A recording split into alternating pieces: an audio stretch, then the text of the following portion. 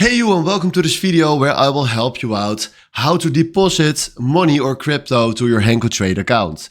We can do this simply by creating first of all a live account. You need to have a live account, and if you click right here on fund, you will find exactly this screen right here. You can also go to this screen to click on funds and then click right here on deposit.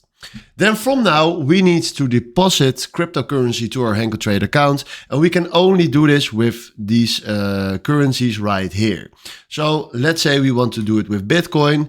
We click here on Bitcoin, select your trading account.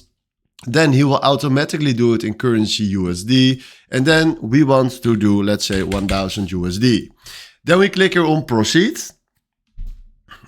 And then right now he will give us a QR code, and now with a different wallet account we can scan this and then we can throw Bitcoin to this wallet account right here. You can also copy this code and use it in another application, but this is how you can deposit cryptocurrency to your HankoTrade account. So keep in mind, most of the time it's only possible with cryptocurrency. You can try it with Ladder, but it's Ethereum network related. So try just with a cryptocurrency. So this is how it works. Hopefully this was the video where I was looking for. Thanks for watching and have a wonderful day. Ciao.